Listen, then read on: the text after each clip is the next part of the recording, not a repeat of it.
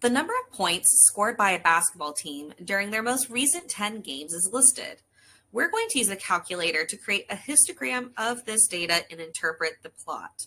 And we are given the x min, x max, and x scale that we are supposed to use. So let's start by going into our calculator. We're going to click on Stat, and we're going to choose Edit in order to put our data into list 1. So we want to type all these values in. So 90, 98, 96, 100, 98, 94, 110, 105, 94, and 90. Now that we've put all of our data into the list, and we see that we do have the 10 values that we were looking for, we're going to be able to go into our stat plot. To get there, we're going to press the second button and then the stat plot where it says stat plot in blue. We choose the first option, and we're going to turn it on by pressing enter while hovering over the on. When you go arrow down, you want to make sure that the histogram is highlighted. If it's not, hover over it and press enter.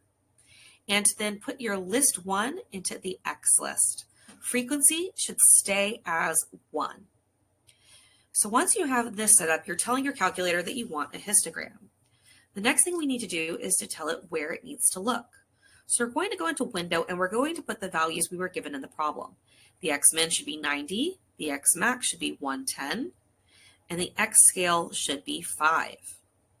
Now, when we click on the graph button, we should now be able to see the histogram. And you can see the values of this histogram by pressing trace and scrolling through to look at all the different values. So from 90 to 95, there's 4 games that had that score because n equals 4 for this block. Hit the right arrow from 95 to 100, there's 3 games. From 100 to 105, there's 1 game. And from 105 to 110, there's also 1 game. So we need to now interpret this histogram. So how can we do that? Well, when we are looking at the shape of this, we see that we have most of our values are over on the left-hand side, and then it kind of trails off on the right-hand side.